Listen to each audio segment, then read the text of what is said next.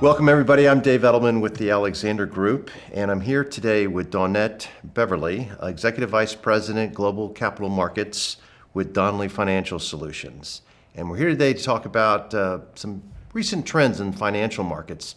So Dawnet, thank you for joining us. First of all, really appreciate your time today. And I guess we could just start off with the first question around general trends in the financial services market. This has been a really tough year, but I don't think it's been as tough as a lot of folks thought it would turn out to be nearing the end of 22. But what if you could just talk in general about the rest of 22, what's left of it, and into 2023? Great, thank you. Thank you, Dave. It's wonderful to be here. Many folks think of us as part of the financial services because that's who we used to be. It's who they've associated us with in the past.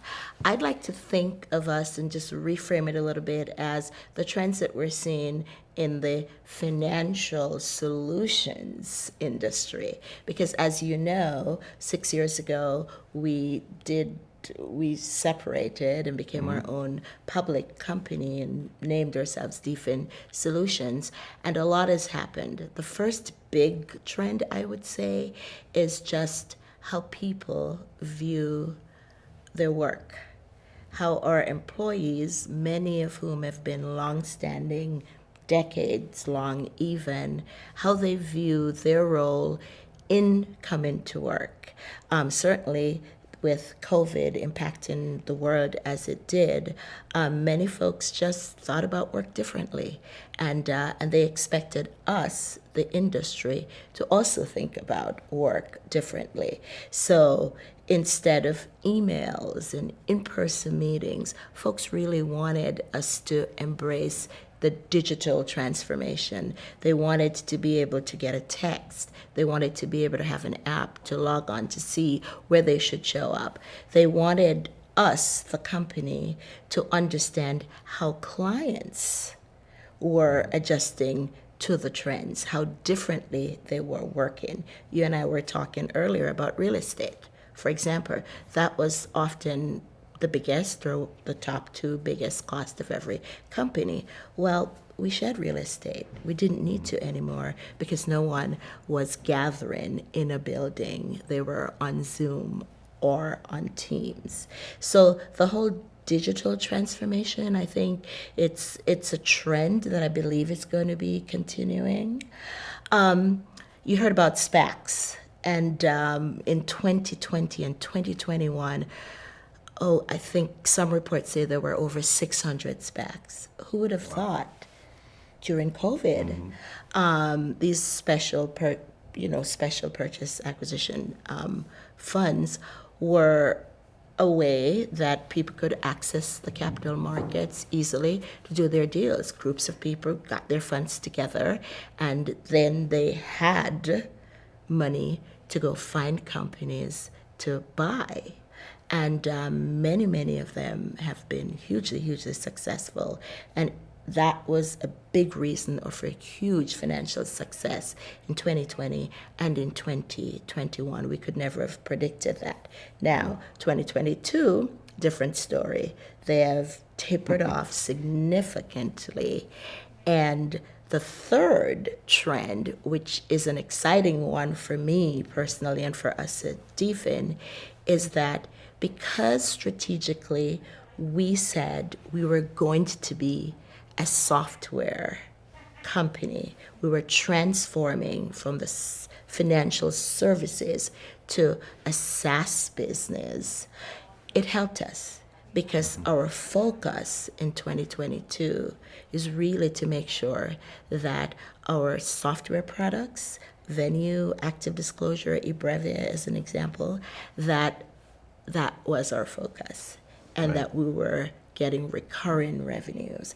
And I think a lot of companies have realized that software, fintech, has to be your purpose if you're going to survive the recession, regardless of when it is, how long it lasts, or how many times you go through this. So I hope that helps answer it. In summary, how people view themselves and expected you as the employer to view them Yes. right? How technology, the digital transformation that's just happening worldwide, how that has impacted the work that we're doing and how our customers expect us to do the work. And then the financial vehicles that emerged, which I call fintech vehicles, frankly, that helped shape us, and here we are. Yeah, that's great insight. I mean, as you think about your transition to SaaS, to as a service, and the proportion of business that's SaaS versus the more traditional business at DFIN, how does that really affect the planning with under this umbrella of slower growth or anticipated headwinds in 2023? So you could see I'm smiling. I light up when I have to talk about this. Our CEO, whom you know, Dan Lieb, his executive team, and the board made it very, very clear when we became our public company 6 years ago what our purpose was going to be. You talk to anybody else and you say, what's your purpose? Our purpose is software. Everybody knows that. But not only did they say what it was, they enumerated the steps we were going to take once from day one of our company to 5 years out, 7 years out. First, they said very, very clearly, and it was communicated often, repeatedly, over and over, quarterly talks, monthly talks. I have a weekly call with my team. On our weekly calls, everyone communicated this because we wanted to make sure it was clearly embedded and understood. We were going to be 44 by 24, which meant, quick, easy slogan, 44 by 24. 44% of our revenues would be software by the year 24. So therefore, it didn't mean that the rest of our business was not important. It's still the larger percentage, and frankly, needed it to boost the investment in the technology so that we could get to our goal of 44 by 24. We're well on our way. It's now 2022, almost 2023, and guess what? Of course, that goalpost has moved. So now it's 66 by 26, or 60. So we're making it very, very clear. So that's the first thing. Communications, the clarity of it, the repetition of it, everywhere you go. And if you look on our website, if you talk to investors, if you listen to any of our investor calls, it's very, very clear that's what we're doing. So that's one. Two, communicating is important, but it's not the only important thing. You have to then align your teams who, for decades, sold this product and that product and this service, and took pride in the relationships that were cultivated to be able to do an IPO, to do a major M&A transaction, to do a tender offer. You had to tell those people, while I've appreciated it for all these decades that you did it, thank you very much. Now I want you to do that. But what's even more important to me now is that you are able to convert that into selling software, into software. So if you get the IPO, great, we want the IPO. But did you get the virtual data room that preceded the IPO? And have you signed up a 3-year contract for the active disclosure to manage the client's compliance for at least 3 years, or 2 years, or 5 years? Right? That's a very, very different message to folks who, quite frankly, some are not able to accept that. Because you know how software is. You could sign a contract and it's only $100,000 a year. You could do a deal and it's $1 million. Right? So we have had people in our culture for so long who I don't want to sign, I don't care if it's 3 years, I don't want 300,000. I want to do 2 deals a year, $2 million. They're big deal makers. They're That's what they they're want. deal makers, right?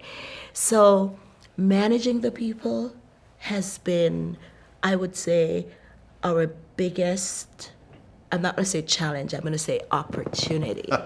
Right. Because the people who report directly to the people who report to me fall in that category mostly. Understand. But it's really just making them see and be part of the dialogue that this doesn't mean that you're no longer relevant or good. It means that I need you to take those amazing relationships that you have nurtured all these decades, and I need you to tell them, Dave, I want that IPO, but Dave, you better make sure I've gotten that data room, and Dave, I need you to sign up now, not after the IPO is done, because guess what? We have competitors who are only focusing on after your IPO is Right. done. So if you're not closing it and locking in it now, you're doing us a disservice, because frankly, that $150,000 a year for 3 years is more It's worth more. important to the company and our future and our valuation than this one and done Yes. $1 million. Totally different mentality. Totally going different. in as a SaaS salesperson. Yes. And And pre-deal. so, yeah, and so with that comes the culture. Culture is not just about people and the water cooler, and it's about benefits. It's about your total well-being. It's about how you end relationships and how you start relationships. It's how you train. It's how you develop. It's how you incorporate inclusion and diversity. It's your focus on ESG. All of that is culture, and I have been with the company for 32 plus years, and I tell you, it's just wonderful as a long-standing employee to see that Dan puts his money where his mouth is, and the board put their money where their mouths are, and everyone is on the train together because everyone is getting the same message and learning. Now, there is fear, don't get me wrong, but there's authenticity. Folks are addressing the fear. I have worked the hardest in my career in these past few years, because you really have to tell someone 57 times the same things, literally. That's what you have to Right. do. And you have to tell them in different forms. It's not just the Zoom or the Teams. You got to meet with them. You got to take them golfing. You got to go to lunch. You got to listen. You got to, really have to meet them where they are, because you can't do it without people. Right. You just can't. Yep. So it's been exciting, Yeah. tired, but exciting. Well, apart from the people, this investment in enablement in sales and in marketing and in the post-sales world as well. I mean, you said, put your money out there, put the investment in. If we should run into some 23 headwinds, what's your view across the board of that sort of Yes. investment perspective that says, well, we do have to transition our sales force, and your sales force is no different from a lot of our clients. Yeah. But it is a different world, and it does require investment, and it may not be a near-term, in some cases, ROI for the company. So what's the outlook on that if shareholders begin to put pressure on Yes. investments? Well, here's how I'll answer that. If I were the CEO, there's one thing I would prioritize above all, and that is the investment in marketing, specifically sales enablement. Interesting. Okay. Because being a sales leader, I will tell you, for so many decades, we were everything. We were doing our marketing. I remember I used to prepare jumping out the window seminar, the brochures, the advertisement, and you just wonder. I mean, I always used to say God loves Donnelly, why we managed so well for so many decades. Since we became Dawnet Financial Solutions, the way we have been able to position the company as a software company.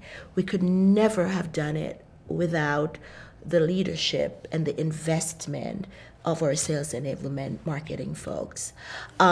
Search engine optimization, as an example. You go figure, we didn't know we could get leads, or we could sell $1 million deals or get contracts of recurring revenue without actually knowing a person. We can. I've seen it. And it's easier. It truly is easier.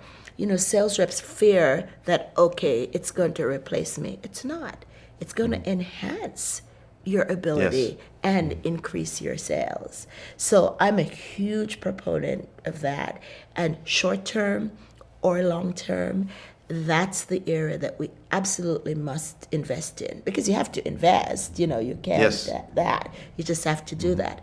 Now, how you feed that investment is a dialogue around what do you pull up your straps on. Right. What are the exact initiatives you want to put the investment in? Right. And if your purpose is clear, the answer is kind of clear. Does this move towards your goal? To becoming wholly what we say we're going to do in software? If it does, then you have to do it. If it doesn't, then you don't. It might be a great idea, but you don't. I mean, I'm dealing with some situations now where I asked someone wanted a contract to do something, and I said, what's the value? And he said, oh, it's about $4 million. And at first I thought, $4 million, that's a lot. I said, I'm glad I didn't say, okay, sure. I responded to him, I copied my boss, and I said, we'll get back to you. My boss sent me a note, and he says, $4 million, 9% margins. Nope, we don't want that. Turned it away. Yeah. Right. So those are the decisions you need to make, because it will take resources, and resources are costs and time and money to service that business. But that business does not align with our purpose. So the answer is no. So it's easy. Interesting. Well, this has been really great insight, and I really appreciate your time and thinking about your transition, thinking about this unsure marketplace in 23. And thanks again. Really appreciate it. It's my pleasure. Thank you, Dave.